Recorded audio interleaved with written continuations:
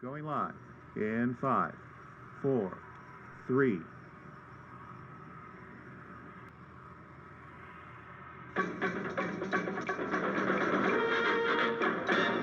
We now preempt our regular programming for a special presentation. Stay tuned for a live broadcast from the Icebox Radio Theater.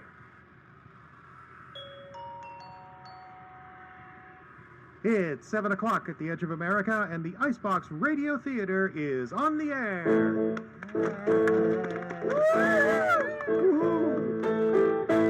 Coming to you from Smoky Bear Park in the center of fun and festivity in International Falls, Minnesota. I didn't write this today. It's the Icebox Radio Theater, broadcasting free and unhindered onto the global internet. Tonight, classic radio drama from Quiet Please, original comedy to tickle your funny bone, and the world premiere of 4 Alarm, a play ripped from the headlines of this Northland community.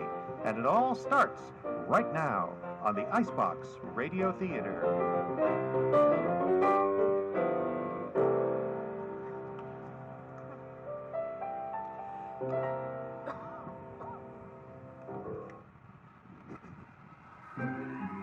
It's time now for a new feature on Radio Icebox. It's Travel with Don and Dora, brought to you by Icebox Travel Agency. When you're afraid of the internet, crawl over to us at iceboxtravel.com. Don, Dora, thank you so much for joining us today. That's all right. What is? What?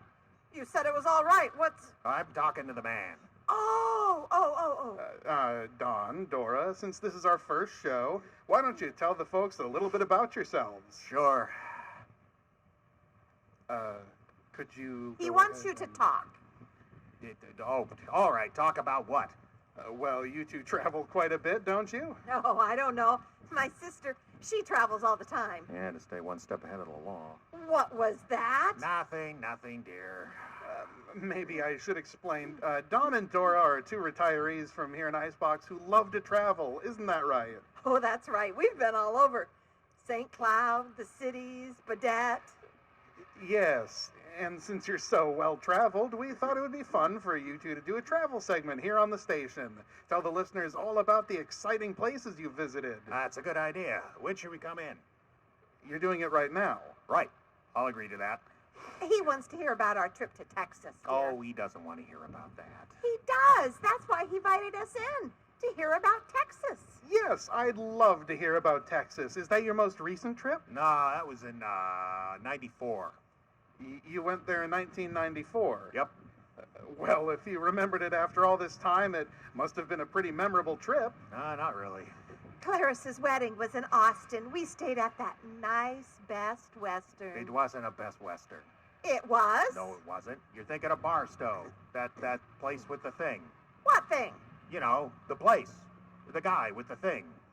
I never know what you're talking about. The thing, Dora. You keep yelling like that, like it's going to make more sense if it's louder. But it won't. Why don't we switch gears here and learn about your most recent trip? Oh, well, yes. Most recently, we visited the Boundary Waters canoe area north of Ely. Hey, that sounds great. It's a beautiful area. Maybe. We never left the hotel room. You visited the Boundary Waters and never left the room. No, don't be an idiot. We left the room. Oh, good. We went down to breakfast every morning.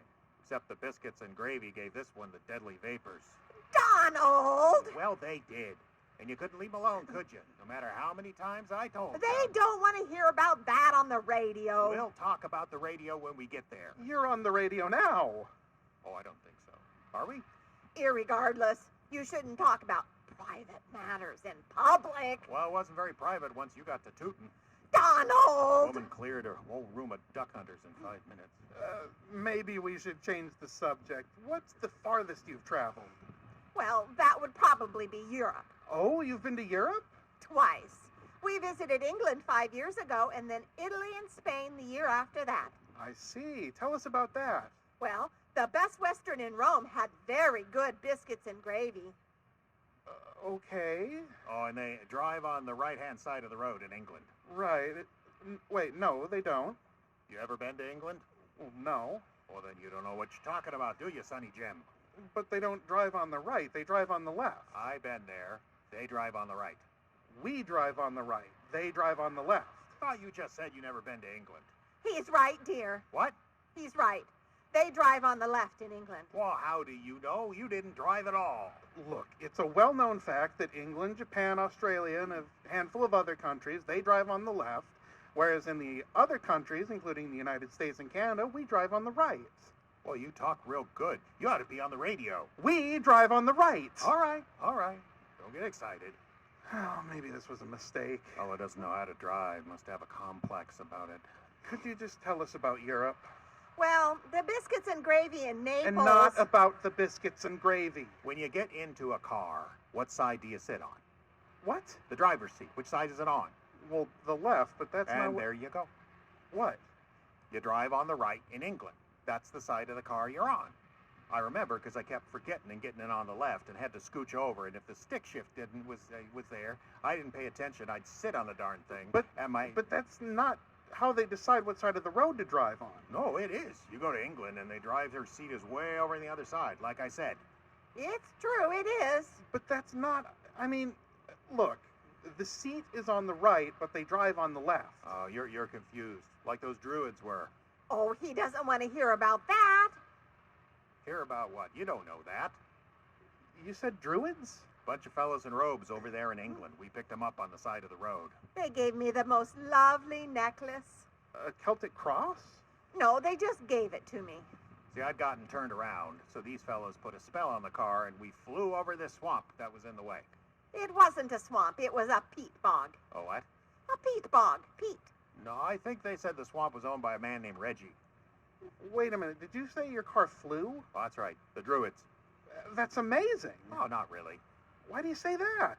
Well, the car may have flown, but you would not believe what they charge for a gallon of gas over there. Maybe he'd like to hear about Moscow. I'd like to hear more about the flying car. Oh, nothing more to say, except we flew on the left side of the right. Right. No, left. So you say you've been to Moscow? Yes. I'd like to hear all about Moscow. Moscow sounds fascinating. Well, it's north of Boise a little ways, and it's home to the University of Idaho. Oh, no. The Best Western there was a little subpar, but we found a diner run by a woman from Georgia. The biscuits and gravy were delicious. That about does it for this edition of Travel with Don and Dora. Good, because we have to get down to the radio station. This was the first in a weekly series brought to you by Icebox Travel. When you're afraid of the internet, come crawling to us at iceboxtravel.com.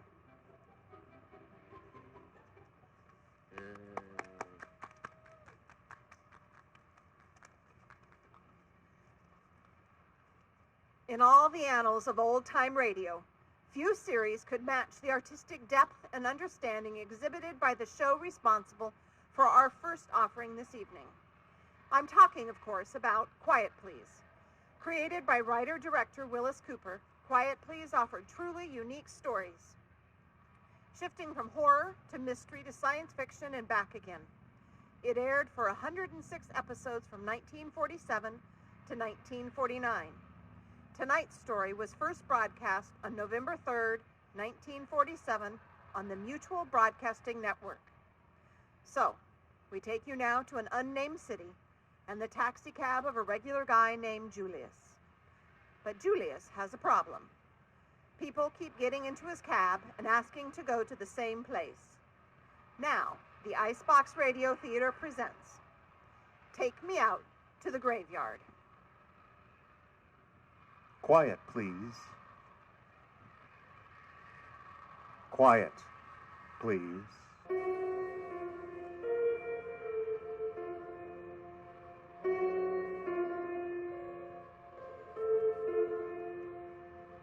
The Icebox Radio Theater presents Quiet, Please, a tribute to the classic radio series written and created by Willis Cooper. Quiet, Please for tonight is called Take Me Out to the Graveyard.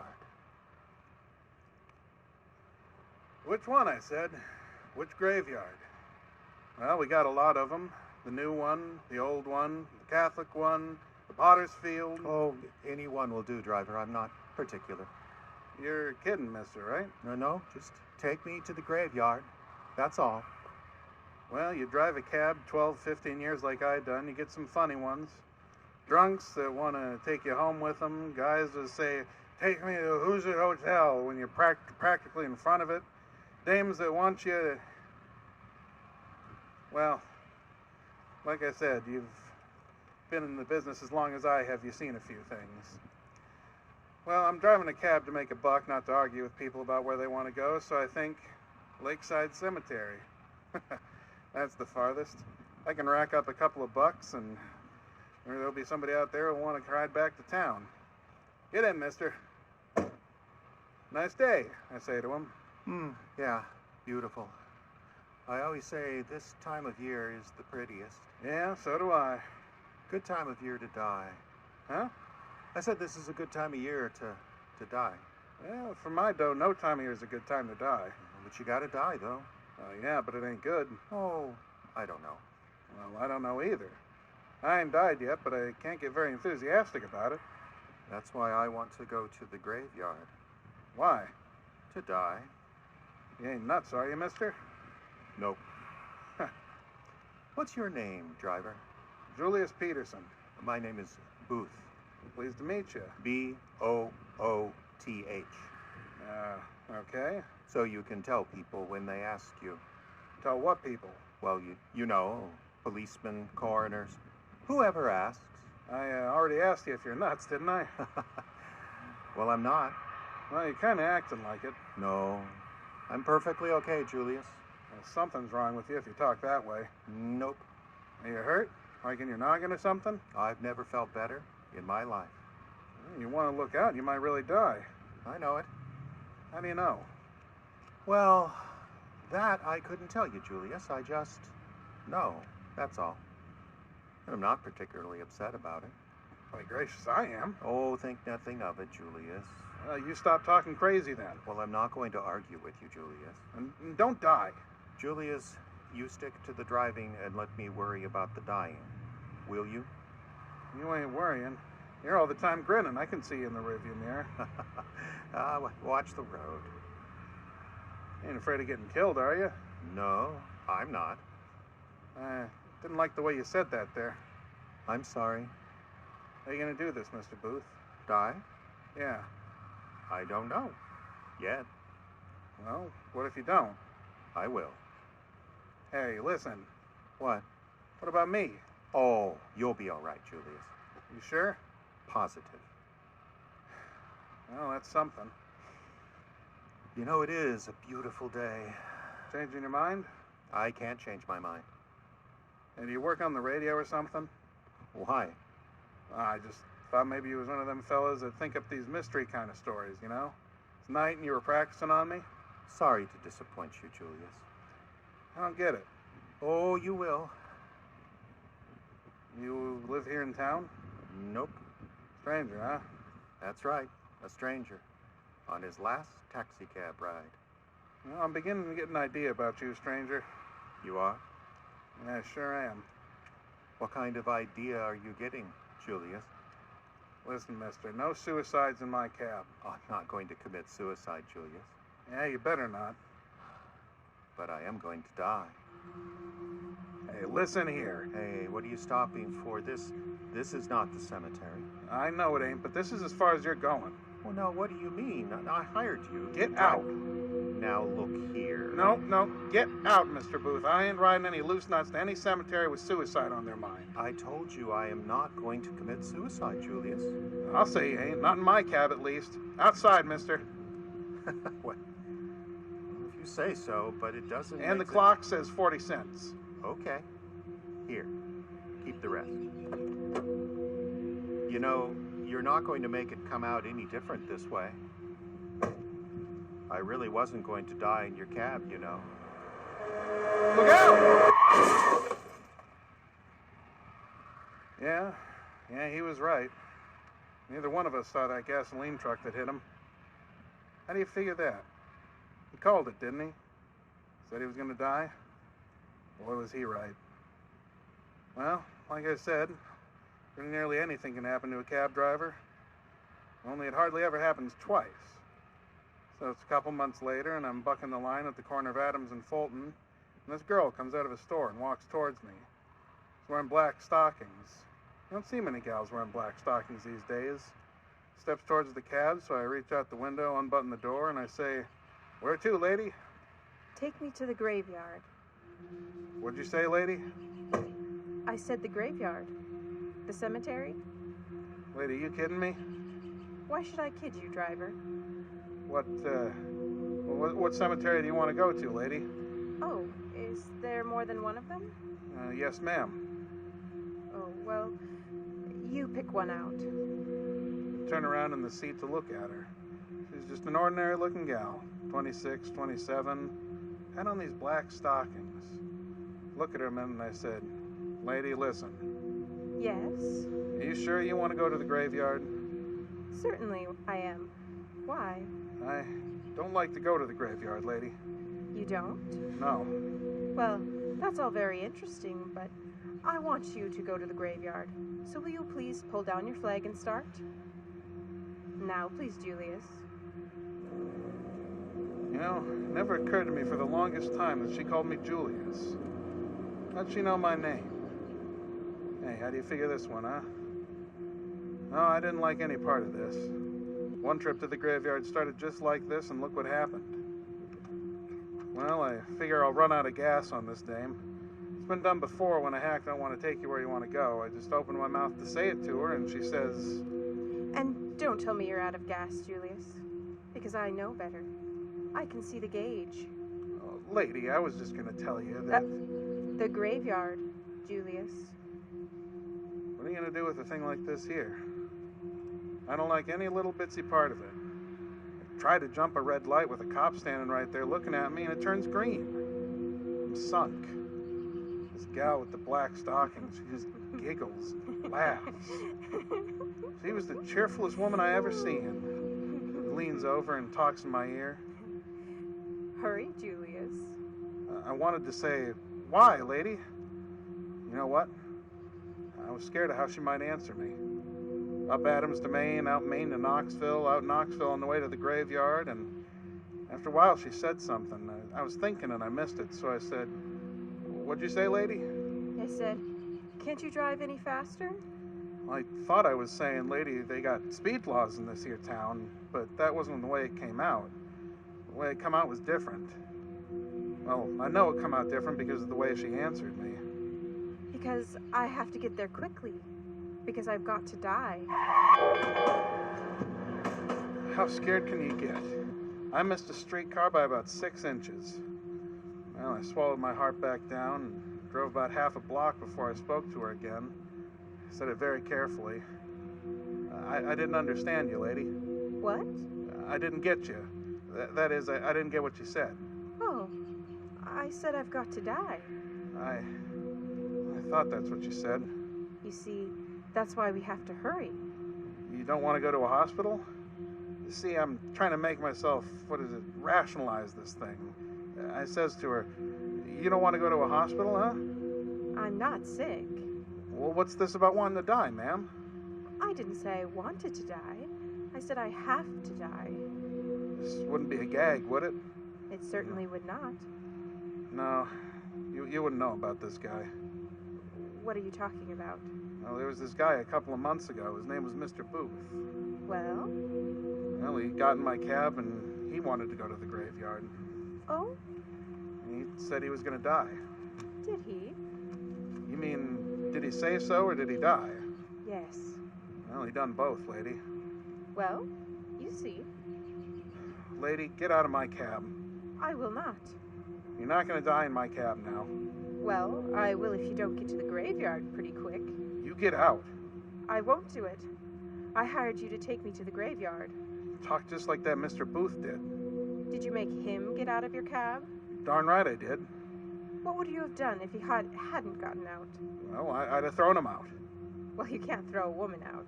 No, but I can just park here until you get out. But I won't get out. Yeah, you will. No, I won't. I'll die right here in your cab. Lady, please don't do that. Then get along to the graveyard. You'd better hurry, too. Lady, please. Get a move on. There isn't much time. Lady. better take my name. Why? You know why. So as I can tell the cops who you are? Who I was. Okay, lady, but I really wish you wouldn't. It's Henrietta Gilbert. Miss Gilbert, would you please? Drive on. I'll get in the jam, Miss Gilbert. Drive on. Doggone it. Hurry. Why couldn't you take another cab? Because this is the right cab. What do you mean? I knew it was as soon as I saw it. This thing look like a hearse or something? It does to me. Well, it ain't. That's what you think. I don't see what you're so cheerful about. Why shouldn't I be? Well, if you're gonna die... Oh, goodness. I can't help it. So why cry about it? Well, sir, I turned around and I looked at her. That was where I made my mistake. Turned right around again, and well, where that streetcar come from, I'll never know. I didn't miss that one. Oh, sure, I ran right into the side of that one. She was killed. No, I wasn't hurt at all, except for this little cut on my forehead here. Can hardly see it. Cost me $46 to get my front axle straightened, get the grill work welded, trip to the license commissioner's office. Of course, I didn't tell them what I told you. I didn't want to lose my license and get sent to the goofy house. Besides, you believe it though, don't you? Well, you will. There's another one, a couple weeks later. Little old man says, "Take me out to the graveyard." I said no, and he called a cop. On the way, he asked me to stop at a cigar store and get change for a $10 bill. When I come back, he's laying on the floor, stone dead. Took 3 weeks off and stayed home. The first night I took my cab out, a soldier in uniform stops me. Yeah, sure. You know what he said. I didn't get him to the graveyard either. He was just telling me what it was happened to him in the war. I just heard a funny noise, and there he was, dead. That time was kind of rough on me. The license authority called an investigation. There's this inspector lady named Rice. You know you're in a jam, Julius. I haven't done nothing, Inspector. Nothing anybody could hang on you. So far. I didn't do a thing. 4 people have died in your cab. Is that nothing? One of them didn't. What? He was outside the cab. Now look, let's not get into any technicalities. All right. Okay, let's hear your story. I already told it to you, Inspector. Well, you don't expect me to believe that malarkey, do you? I believe it. You do, huh? Well, I was there when it happened. And they all wanted to go to the graveyard? I told you that. Yeah, I know you did. And they all told you they were going to die. I told you that, too. All right. Now, I want you to tell me one more thing, Julius. How did they know it? What? How did they know they were going to die?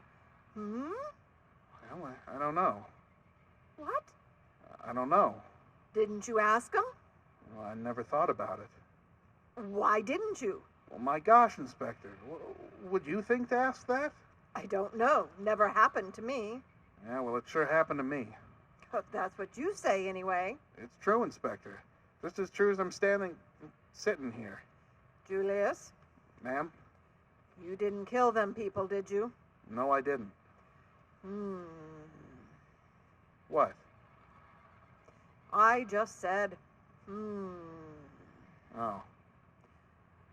I ought to suspend your license. No, don't.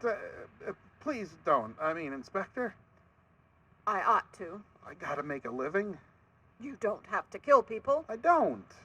Well, they die. Everybody dies. Yeah, but not in your cab. What? I mean, they ought not to die in your cab. Well, that'd be all right with me, Inspector. So, you can't figure out any reason, huh? Well, if I could, would I be taking people to the graveyard? Hey, you got something there, Julius. I know it. But of course, if people tell you to take them somewhere, you have to take them. City Ordinance 809B, Section 19. I know it. I can't figure it out. Me neither. Must be something in your cab. What? Maybe your cab's haunted. Don't be... I mean, I don't think so.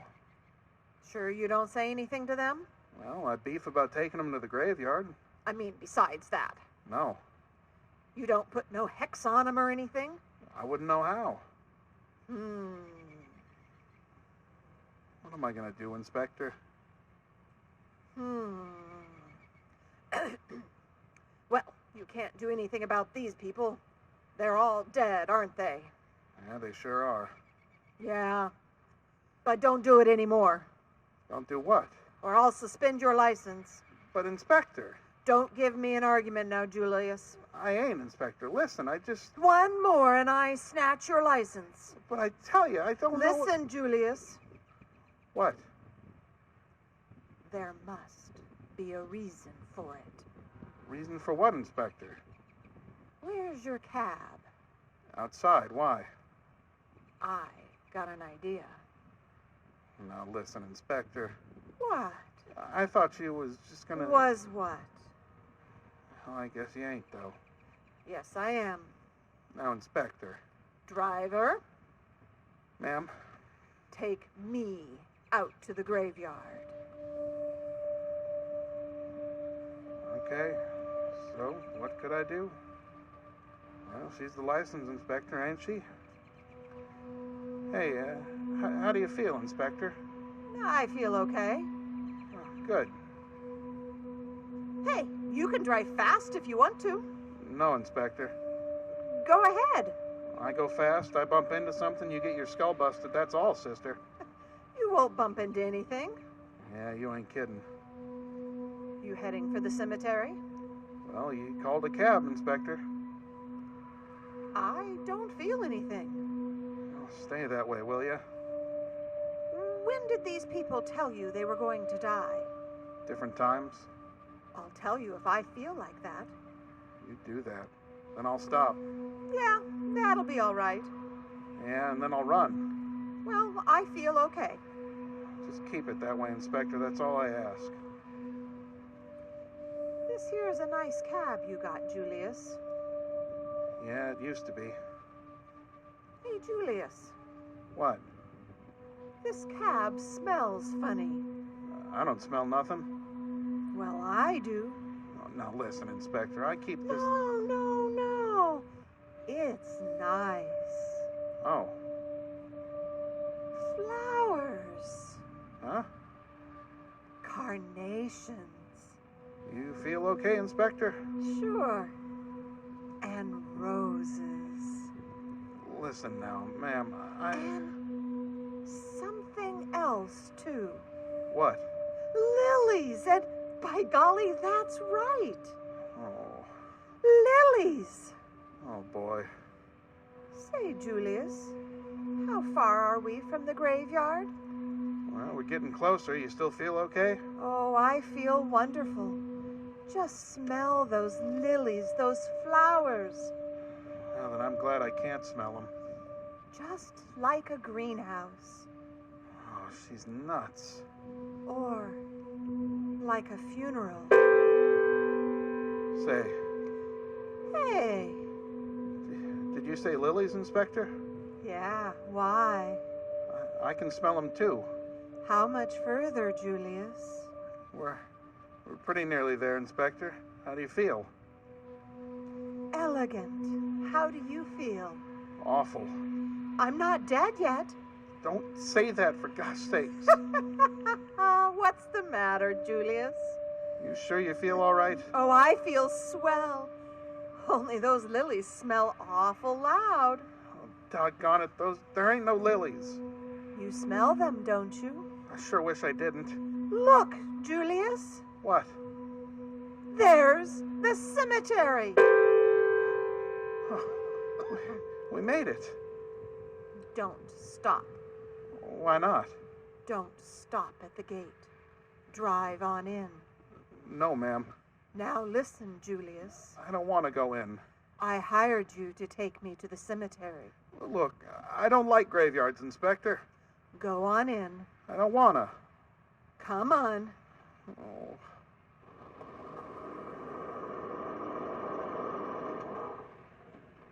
Well, now we're here. Yeah, we sure are. We're here, so let's go back. Yeah. Wait a minute. Where are you going? Say, This is a pretty cemetery, Julius. Well, come on. Come on now, let's go back. Yeah, it sure is pretty. I'm glad we came. Come on, Inspector. No. Oh, why not? Don't be such a sap, Julius. I'm gonna stay here. What? I'm going over here and going to sleep. Hey, that's a grave. Well, what's the matter with that? You ain't dead, Inspector. Oh, yes, she is, Julius. Mr. Booth? Sure she is, Julius. Miss Gilbert? Why, sure, Julius. There's nobody in a cemetery at night, you know. Except dead people. Sure, Julius. Sure, Julius. That's right. Well, I ain't dead.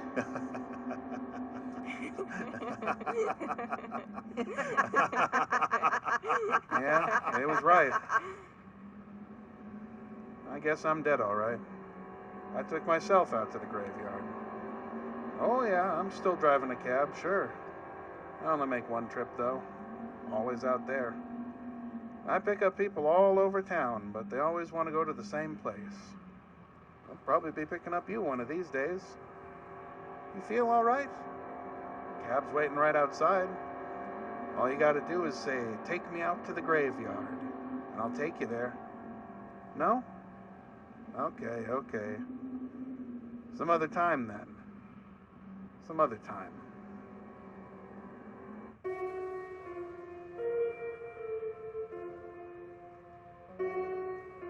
You've listened to Quiet Please, which was written by Willis Cooper. It starred Jeffrey Adams as Booth, Diane Adams as the Inspector, Carice Boyer as Miss Gilbert, and featuring Justin Kapla as Julius.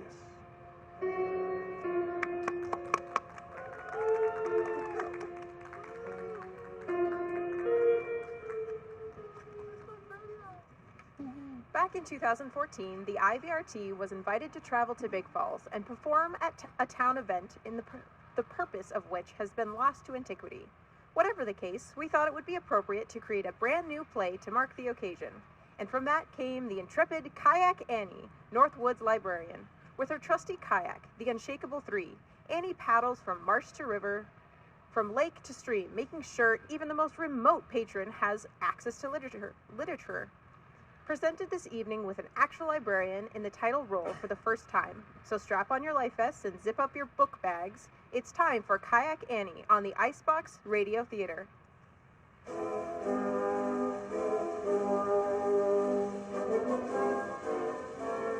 Stand by your radios, listeners. It's time again for that whitewater literacy advocate of the Great North Woods, Kayak Annie, borderland librarian. Riding the rivers and streams of the most remote reaches of the land of 10,000 lakes, Librarian Annie with her faithful kayak, the Unsinkable Three, bring the gift of books and reading to the loggers and prospectors of this great land. A stack of woodworking magazines. This'll do wonders to pass the long winter, Annie. Just doing my job. Encyclopedia Volume M through Z. Now I can do my school report on Madagascar, Annie. Stay in school and read a little for fun every day. Mystery novels? This will pass the long days while my fella's off working in the woods. You're a blessing to our people, Annie. Books are the blessing, missus. Me and my faithful kayak, Unsinkable Three, are merely the messengers. Yes, Kayak Annie was beloved by all of the people of this great land. And because of her skill with the paddle and fearlessness on the churning waters of area rivers and streams, she could bring the gift of reading to virtually everyone. Our story begins just as the spring melt was at its worst. Annie paddled furiously downriver toward the cabin of old Nels Nelson, a retired logger with a fondness for horror novels and histories of the Chinese emperors. It took every bit of her kayaking skill, but Annie managed to arrive at Nell's cabin without dampening a single book. Hello, Nels. It's Kayak Annie. I've managed to arrive at your cabin without dampening a single book. Oh, greetings, child. I didn't think I'd seen you this month, but with the river so high and all. Oh, it would take a lot more than high water to stop Kayak Annie. Oh, but maybe so. But I have news. Just a moment, Nels. Look what I've brought you. Oh, my. Books. Yes, there's a collection of short stories from Bram Stoker. and a new book on the Ming Dynasty. Oh, thank you kindly, Annie. I'll get to the books I borrowed from you last time in just a moment. But first, pray tell, where are you headed from here? The Campbell homestead next, then back again to my little cabin on the Muskeg near Big Falls. Campbell, that's the family downriver a piece? The same. They have 2 young ones with schooling to do, and without these books I fear for their education. Oh, fear for more than that, Annie. For to reach the Campbell's cabin, you have to travel through Bog Marsh Swamp, don't you? Well, yes, but that calm water holds no fears for me, especially this time of year, before our friend the mosquito comes out of hibernation. Oh, there are creatures great and small in that swamp, Annie, and I fear for your life should you proceed on this well-intentioned but ill-advised journey for the sake of literacy. It's just a swamp, Nels. Yes, but there's something you should know. Last month, old Bill McGillicuddy, the prospector. Of course, lives upriver. Likes romance novels and cookbooks. Oh, that's him. Last month, old Bill staggered up to this very door. His face was ashen. His eyes were bloodshot. His greatcoat and dungarees had been torn to ribbons. Heavens, was it bandits? Worse. He came in here, sat at my table while I brewed him a cup of strong coffee. Very neighborly. Thank you. And he told me that he'd just seen in Bog Marsh Swamp, he'd seen the Wild Man. The Wild Man? You mean that ridiculous story about the hairy creature who's 10 feet tall? Ridiculous story. I would think a learned woman like yourself would have more respect for the wonders of nature. I have respect for folklore, which is just what the Wild Man of Bog Marsh Swamp is. I'll tell that to Bill McGillicuddy. Weren't no folklore that tipped over his canoe and scattered his provisions. I tell you, the Wild Man is real, and he's on a rampage. Now, Nels, you know as well as I do there is no scientific proof that any such wild man exists. He's just a story dreamed up around the campfires of our fair region to entertain and perhaps frighten the young folks. Rather like the Knickerbocker tales of New York's Hudson Valley. I don't know from science, of course, but I seen huge footprints over near Bog Marsh Swamp, and that's proof enough for me. Please, Annie, don't continue this ill-advised mission to bring book learning to the Campbell's young'uns. It's not worth it, not at the cost of your own life. Your concern moves me, Nels. It really does. But I have a mission to fulfill. And after paddling the treacherous white water of our territory, I can hardly allow myself to be stopped by the story of some hairy beast, can I? Oh, Annie, be careful. Where would we be without books and your smiling face to deliver them? Annie bid farewell to her friend and set back out to head downstream. The river carried Annie swiftly but safely through the territory until she came to the bend, where fate dealt her a choice. There it is. The tributary that leads to Bog Marsh Swamp and the Campbell's cabin. Nels Nelson did appear sincere in his silly warnings. Oh, what should I do?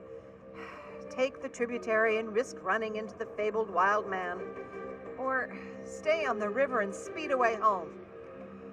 Oh, listen to yourself, Annie. You know what you're supposed to do.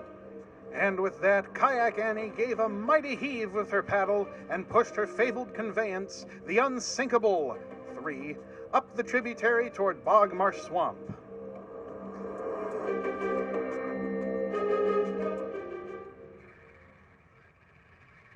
A few minutes later, the water grew still and heavy with green slime as Annie paddled forward. Though she continued to tell herself that all was well in this marshy landscape, her eyes grew 2 sizes as she scanned the shoreline for anything. It is so quiet and still in here. This truly makes a change from the roaring river. Oh, stop it, Annie. Stories of wild men are pure fiction and not to be taken literally. You might as well be afraid of Mr. Wells' Martians or Mr. Stoker's Count. There are no wild men, and that's final. What's that? Something moving through the brush? Yes, of course. Probably a deer. Or at the very worst, a bear. Neither likely to bother me, as I paddle out here in the middle of the swamp.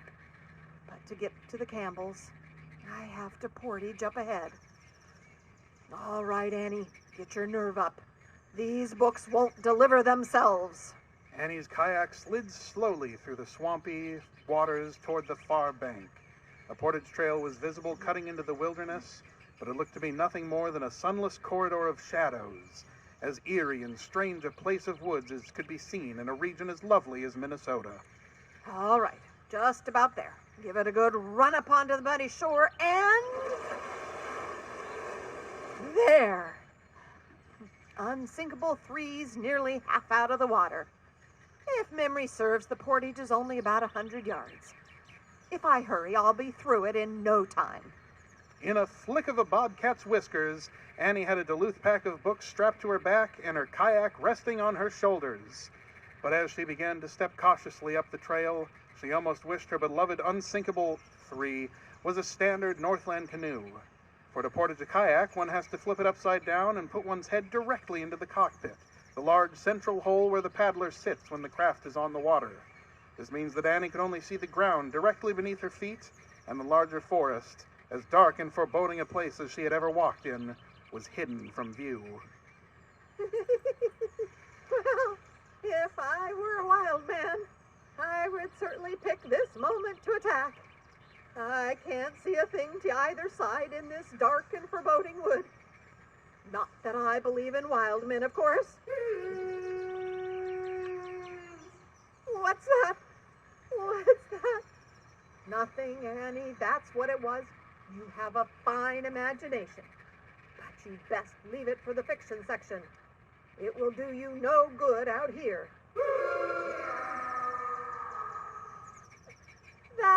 That's an animal of some kind. And you know the common wisdom about wild animals. They're more afraid of you than you are of them. Kind of difficult to prove that right at the moment.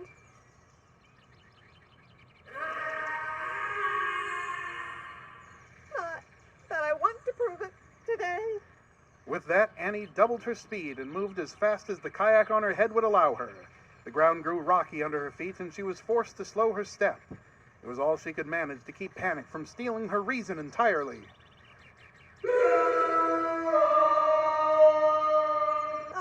Well, just about halfway there. It's not far now. Don't fall, Annie. Hate to skin your knee and have to explain you fell running away from some imaginary... Whoa, wild man! With all pretense of propriety aside, Annie ran at top speed over the rocky, uneven ground, the unsinkable 3, rocking from side to side atop her shoulders. I know I shouldn't be afraid, but I can't help it. Oh, if only I didn't have this. Give me that! Kayak on top of my head! Good heavens! Annie was shocked to discover her load lightened as suddenly the entire bulk of unsinkable 3 was lifted away. Good gracious heavens me! For as the faithful kayak rose up off Annie's shoulders and into the air, it revealed a massive bulk of a creature, a man, or something like a man, covered from head to foot with greenish-brown matted fur, his mouth a mass of sharp teeth, and his eyes as black as midnight. It was the Wild Man.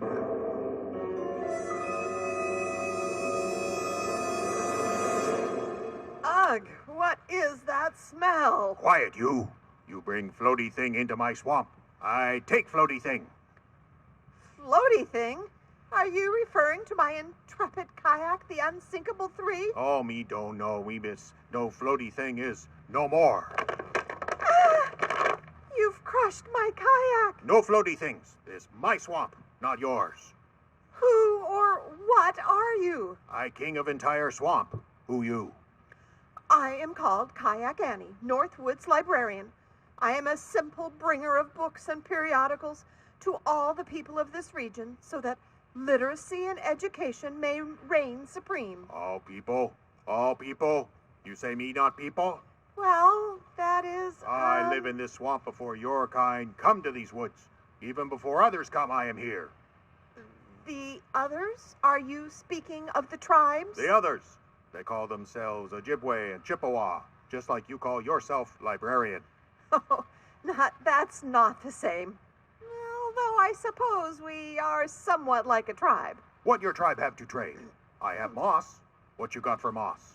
Well, I have books. Ugh, what are books? These are books here in my pack.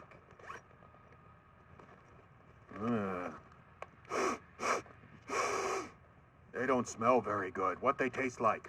No, you don't understand. You don't eat them. You read them.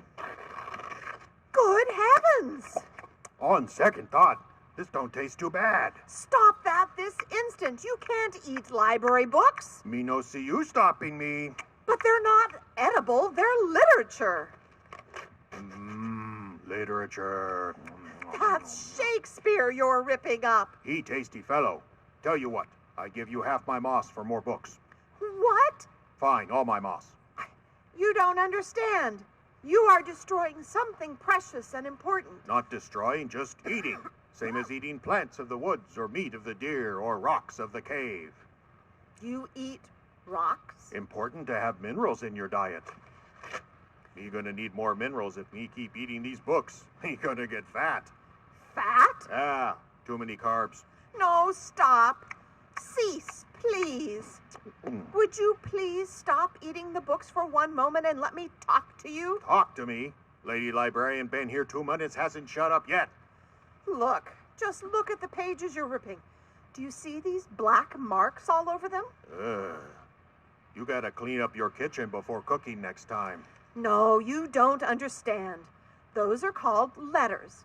And letters fit together to form words, and words sentences, and so on. And so on, and so on, and so on. Librarian lady never shut up, do she? My point is you don't eat them, you read them. What reading? What's reading? Well, it's like carrying on a conversation with a person who isn't even there. So you and me could be talking without you here? In a sense, yes. Me like the sound of that. You go away and me stay here with books. We have long talk. Stop, please. I'm begging you. I give you nothing. You trespass on my swamp. But I only meant to travel through. You can't expect me to know it's your swamp. I mean, there are no signs or anything. There are signs. The bear, the wolf, he reads signs. What kinds of signs are you using? Just smell the base of the tree, you'll find out. Ugh, you mean you're marking the trees? When you gotta go, you gotta go.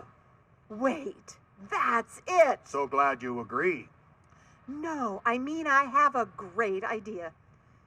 Say, Mr. Wildman, sir, how would you like to put up a sign that will keep all of my kind out of your swamp forever? No more nosy librarians. Keep talking. All right, but it will take some work. You have to learn how to read. No, I don't want to. Yeah, you're right. After all, most of the people said you'd be too stupid to learn anyway. They did? Stupid, non-hairy short people say me dum-dum-head? Yes, it was quite a shock to me, too. I show them. I read the snot out of those little black dots. Well, I suppose there are worse ways to begin one's march towards literacy. And so began the strangest odyssey that Kayak Annie had ever undertook, teaching a half-crazed wild man to read. This one, A. This one, B. Very good. C, D. Look, this one looked like spider on his side. That's called an E.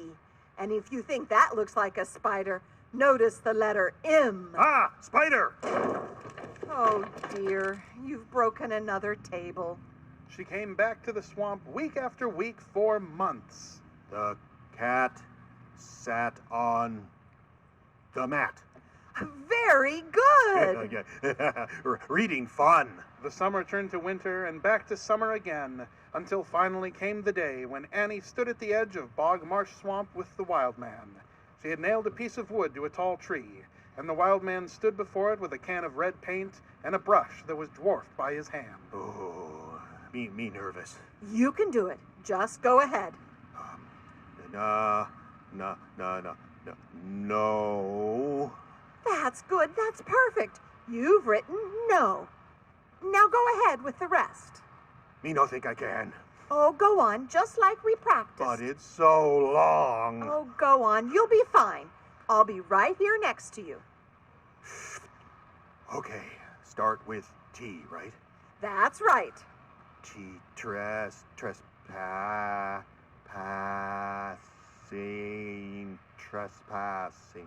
Trespassing. You did it. No trespassing, it says. And this will keep all librarians and other short hairless creatures out of my swamp? It will.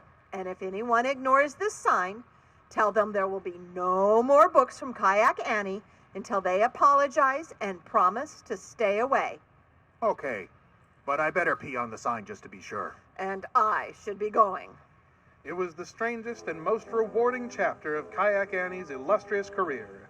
For though most humans stayed away from the wild man's swamp, Annie herself made monthly visits to the domain of the large hairy creature, and she never came empty-handed. Annie, me finish Encyclopedia Brown, me start on Hardy Boys next. And his progress month to month was remarkable. Goodness, you've read all these already? Well, yes, Miss Annie, maybe you could come twice next month?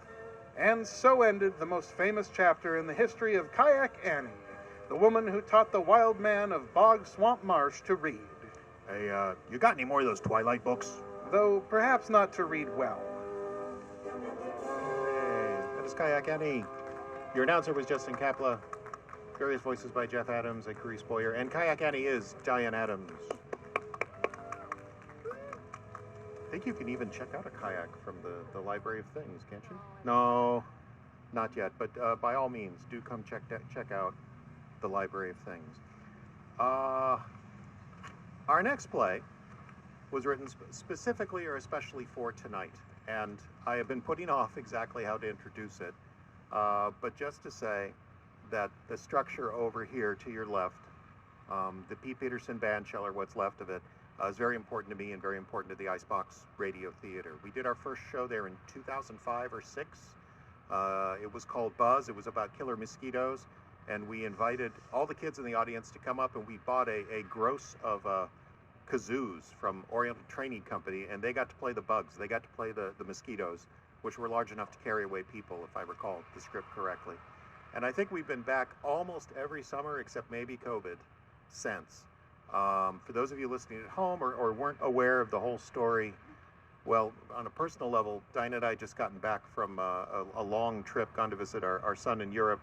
So we were slightly jet lagged when, one afternoon, Sunday afternoon, she looked at me and said those magical words, "Do you smell smoke?" Which is just what you want to hear when you live in a 110-year-old house. And went outside and couldn't quite believe what I was seeing till I got a text from Justin saying, hey, the band shell's on fire. Okay. The band shell's on fire, and I didn't actually believe that was possible, which, honestly, a lot of people, that was their response. They had no idea it could burn. I am very, very glad they're dealing with a slight technical difficulty here, since we're all just friends. Pardon us for just a moment. Technical difficulties, please stand by. A very special place to us, to the Icebox Radio Theater. I actually helped to organize the concerts there for several years, and it's nice to know that we will have another band shell soon, and that that band shell will be called the Pete Peterson band shell. But for this summer, I decided probably the thing to do is to write about it, which is what writers do. So, without further ado, and now that it looks like we're back on the air, at least from this end, do give me a wave if you hear from her. And for those of you listening online, I apologize for the interruption. Here is a play called For Alarm.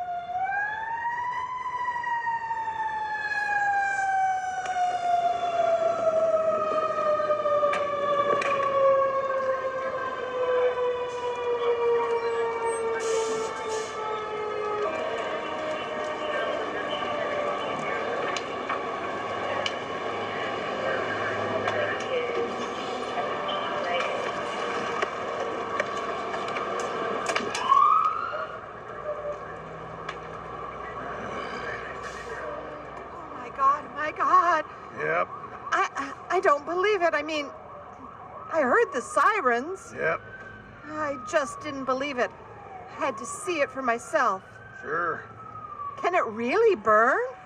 Use your eyes. It's burning pretty good right now. I mean, I thought it was made of concrete. The base is, the actual shell's wood and paint. So they can save the base? I don't know. Sometimes you don't want concrete that's been through a fire.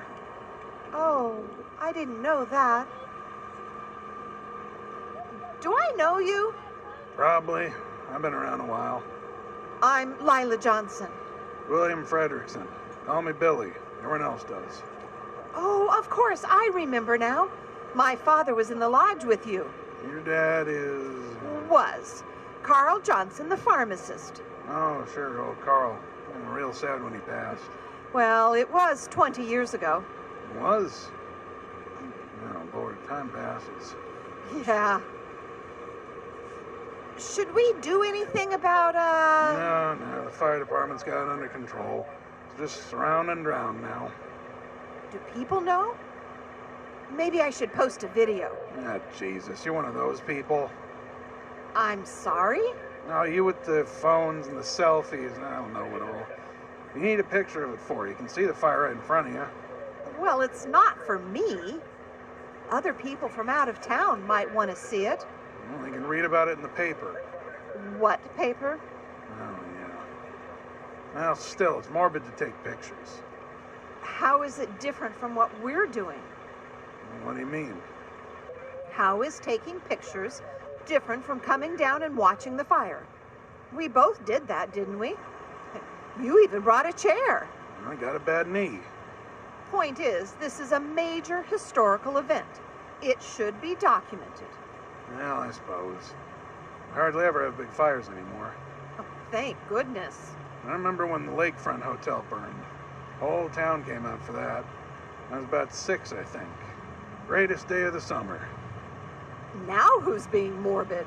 I was 6. Anyway, like I said, we didn't have TV. We'd play ball or go to the beach, and that was summer. Something like a big fire broke up the routine. And that fire was like something else. Flames roaring like a train, smoke curling in the sky. Did anyone die? I don't recall. Well, that's the nice thing about this one. No one could have been inside. They kept the bathrooms locked. Someone got in. Probably kids. What? Well, look at the building. There's no scorch marks around the outside. This started inside.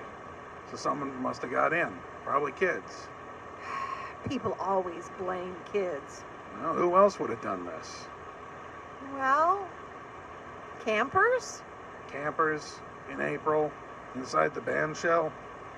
Well, we don't know what caused it. Probably wasn't even arson. Could have been an electrical short, anything. That band shell's been there since the 40s. You think it just decided to blow up today? I don't know what it was. I'm just saying. I don't know what I'm saying. Yeah, you're probably right. Kids today, I don't know. They're different. Lazy. One of my grandsons came to visit last month. Didn't look up from his phone the whole time. Said maybe 2 words. So how many grandkids do you have? 6. I have 2. Just babies still. You have grandkids? I'm 59, Billy. Oh, yeah. I guess you are. Damn kids. I wish you wouldn't say that. Say what? Damn kids. We don't know what caused this, and they're not all bad, you know. I didn't say they were bad. Said they were lazy. Every generation says that about the young. Well, if that's the case, I'm happy to do my part. I think these kids today need some constructive criticism. And you didn't? What? You didn't, at their age, need constructive criticism, I mean? I never started a fire. I'm sure you did something. We all did. Oh, yeah? What'd you do? Oh, there were a few things. A boyfriend my parents didn't like. A little beer, a little pot when it was still illegal. My folks had plenty to say about it when I got caught. It's just part of being young. Yeah, but again, you never started a fire. We don't know how this fire started. Don't start spreading rumors. You don't know it was kids. And you don't know it wasn't. You want to just give kids a chance to be young and free? Okay. Just be ready to lose City Hall or the library or your own house next time. Kids need discipline. When they don't have it, this kind of thing happens. Oh, boy, you have the whole thing worked out, don't you? I'm just saying. And I'm just saying you shouldn't spread rumors. They can't, shouldn't. What? What's wrong? Do you know her? Who? Oh, kid over there, she's, I guess I don't know her. Hey, are you okay? I'm fine. Really, sweetie, are you all right? I'm sorry. No, it's fine. Come here. I'm sorry. Shh. It's okay. It's okay. I don't know what my problem is. It's okay. Come on. Oh. Thank you.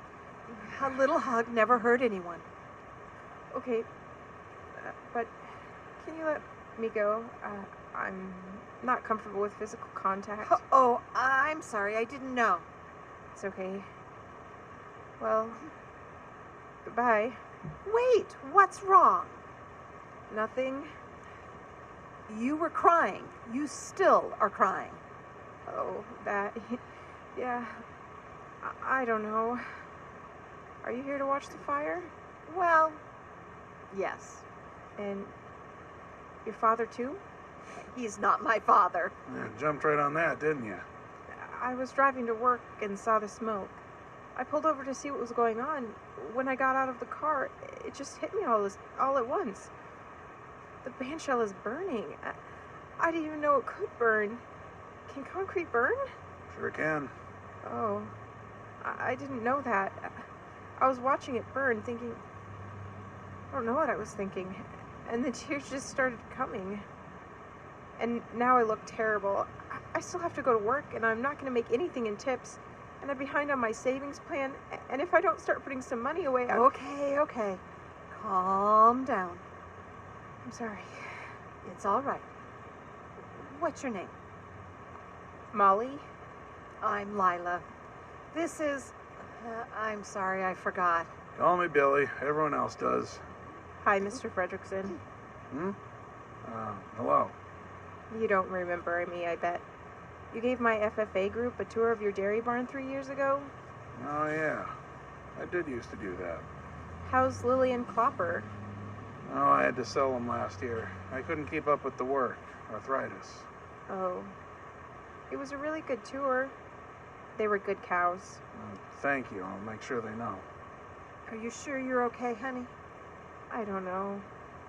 Do they know what caused the fire? We have our theories. Oh, be quiet. What? What is it?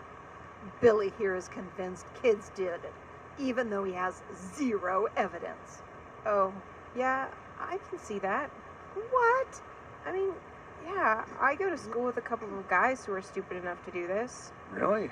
Yeah, you know, guys who are only in school for football or whatever. They don't really apply themselves in class.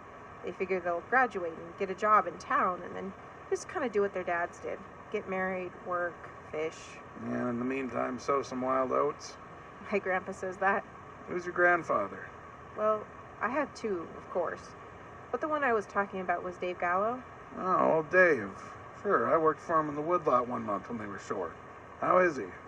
Fine, I think. Grandma passed away, so he kind of stays home a lot. Oh, that's right. It wasn't supposed to burn. What? This wasn't supposed to happen. Well, of course not. No, I mean, I don't know what I mean. I should go. Well, take a moment.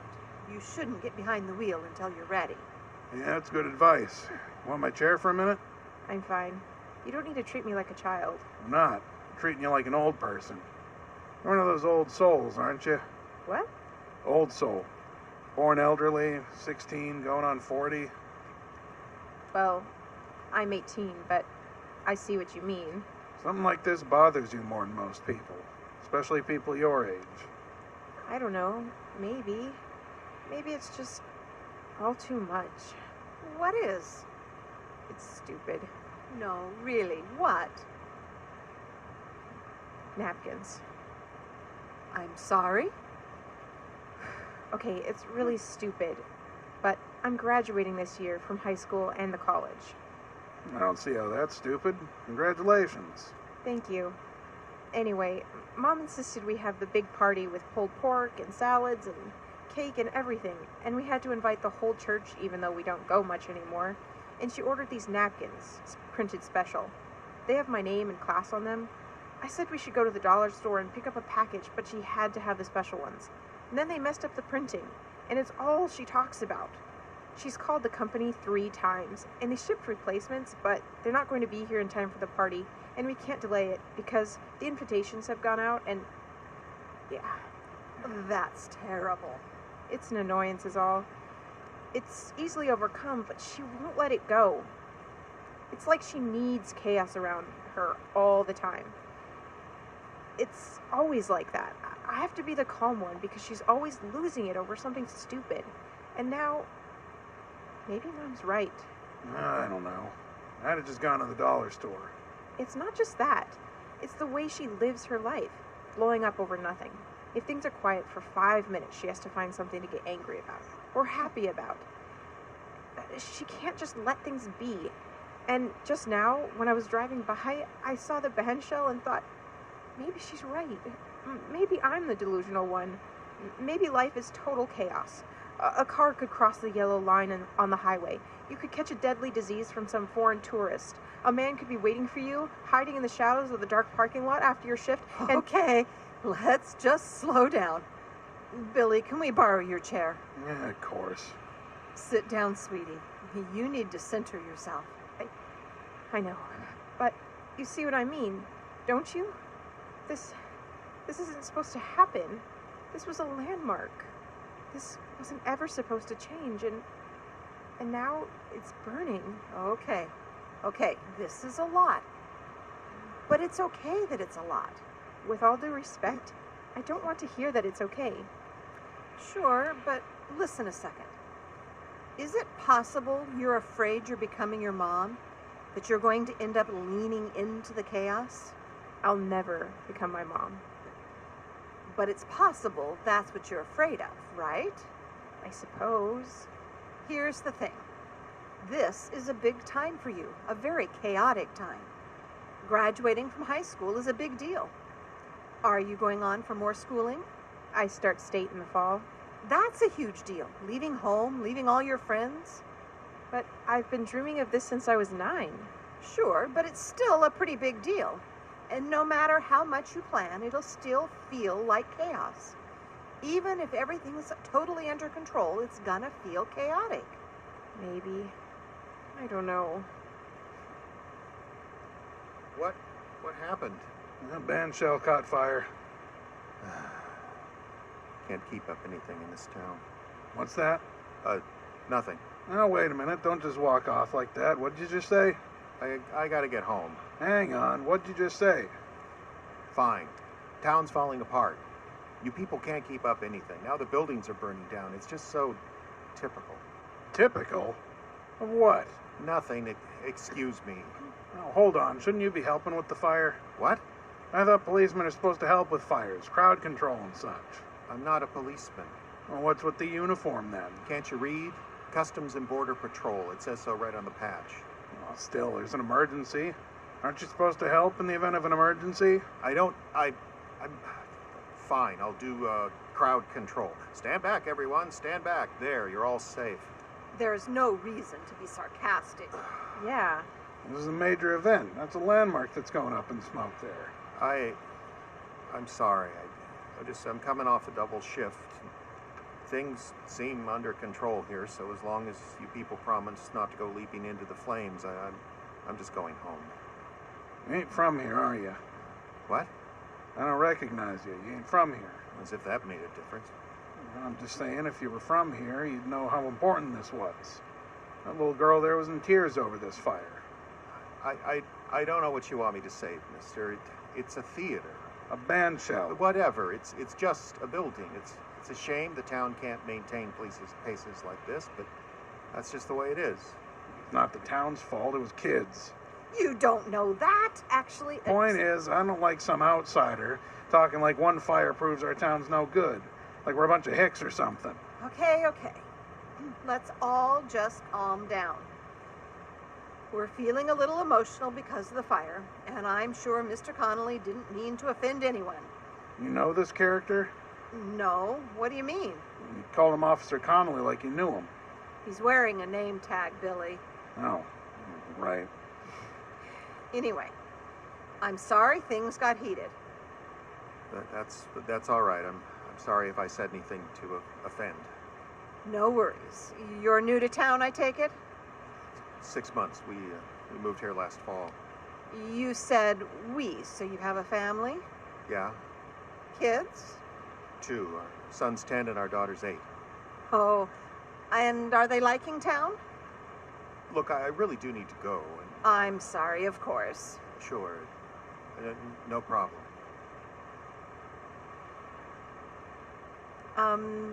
Is there something else? What? Well, you said you needed to go, and then you just stood there. Right. Can I ask you a question? Are you from here? Yes. Well, grew up here. My husband and I recently moved back after living away. Okay, so what is it with this town? I'm sorry? I don't know how to ask this question, but we are having a terrible time trying to acclimate here. Oh. I mean, I have work, so I'm okay, but the kids and my wife, they've really struggled. Where'd you move from? Arizona. Well, there's your problem. First winter's bound to be tough. Well, it's not the weather. My wife's from Colorado. She taught us how to handle the cold, but it's the people. She tried to get involved at church, but they just kept leaving her off of lists. They weren't mean about it. It wasn't intentional, but all these women grew up together. They just don't know how to add anyone to their social circle. And my kids. Did your kids get bullied? How did you know? I went to school here. Out-of-town kids aren't always treated well.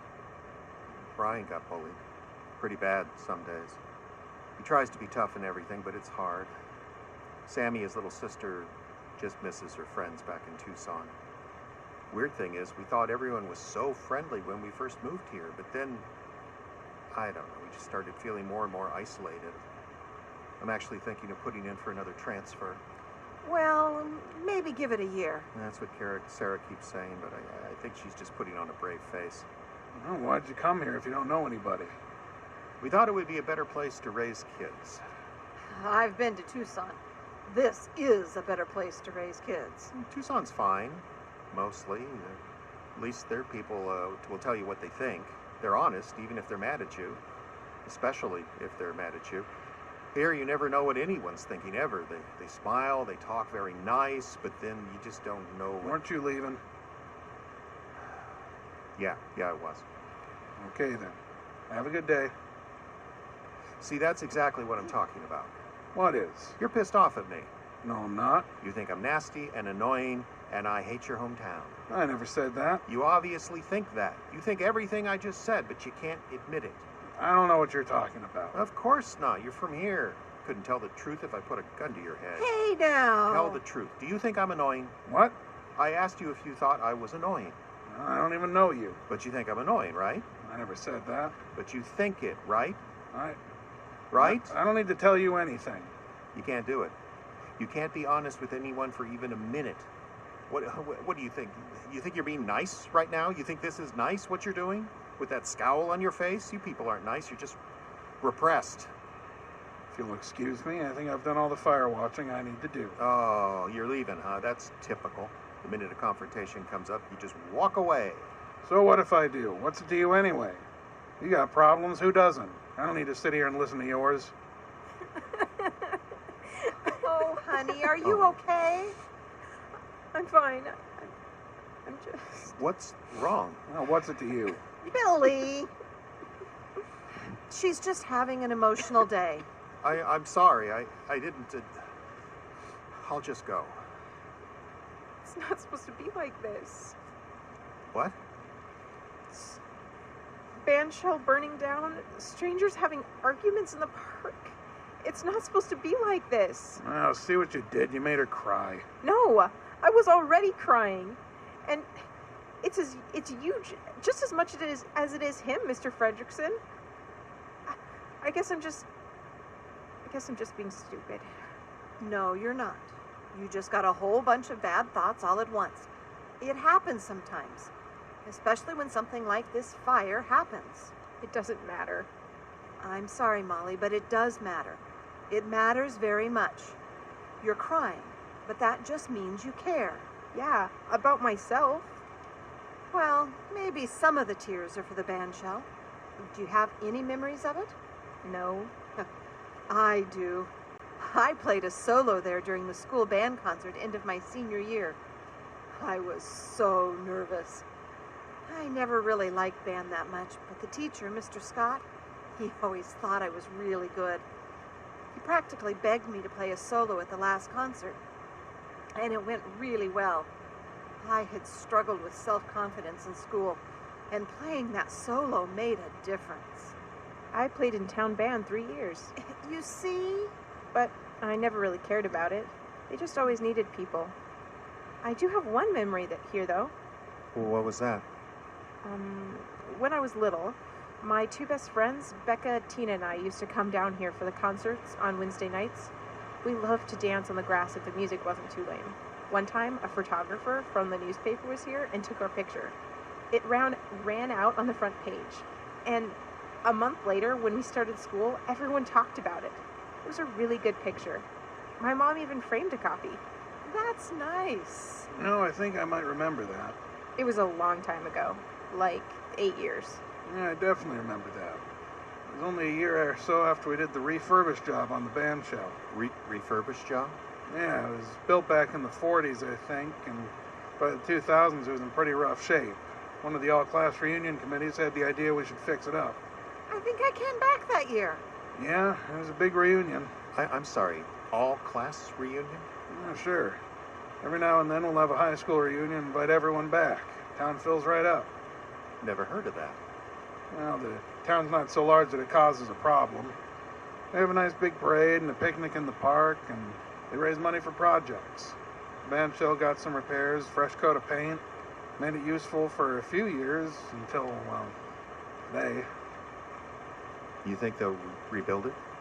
Depends on insurance, I suppose. Those concerts in the park are pretty popular, though. I don't think people want to give them up. Concerts? What concerts? They're in the park every summer. Local bands play. That weirdo theater group does a show. Every Wednesday you show up at 7 and something's going on. A few food trucks would come around, too. It was nice. It does sound nice. You should give your family a year. Give them a chance to experience summer. The kids a chance to make new friends. Don't transfer just yet. Oh, I wasn't that serious about it. Put in for another transfer now, they'd almost surely send me to Texas, and that's where Sarah puts her foot down. She doesn't like Texas? She doesn't like the Dallas Stars. Dyed-in-the-wool Avalanche fan. Yeah, well, we're not too fond of the Dallas Stars around here either. Why's that? Well, it's complicated. Yeah, everything is, it seems. Well, I should get going. Thank you for your service. Oh, I'm not. That is, I'm not a soldier. You know what? You're welcome. Ah, nice young man. Good to see they're hiring some family men at Customs. Yeah. Molly, Yeah? are you going to be okay? Yeah. I should get going. I'm gonna be late. Hey, could I get your number? Oh, of course. My grad party is in a few days, and I'd like to send you an Evite. You too, Mr. Fredrickson. Oh, that's real nice. I ain't got one of those phones, though. Oh. Saturday at noon, Rainier Community Building? I think I can remember that. Should I bring napkins? No. Oh, I should catch up with Officer Connolly. I'd like to invite him and his family, too. Sure, real quick, though. Why are you inviting us? Well, after talking to you all, I don't feel so scared anymore. Like, sometimes things burn down, but then you just rebuild and keep going. Besides, I know my mom's going to make too much food. I gotta go. Yeah, Oh, nice kid. they're all nice kids.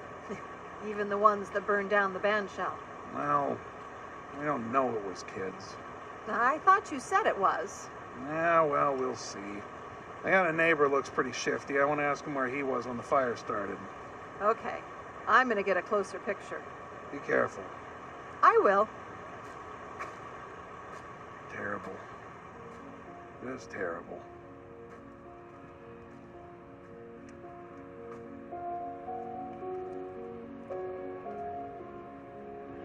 This has been 4 Alarm, written by Jeffrey Adams. Yes, you can applaud. Starred Diane Adams as Lila, Justin Kapla was Billy, Carice Boyer was Molly, and Jeffrey Adams was Doug. Well, that does it for this. We're going to call it the kickoff of the summer concerts. Thank you for coming on by. Stick around and we'll give each of you an individual hug. No, let's see. Hey, Darcy, what's playing next week? You guys playing next week? Okay, and you're going to be here, so it will be, if you're listening and interested in coming to the next concert, please do come. Going to be the Mother Pluckers, I believe, right? Okay.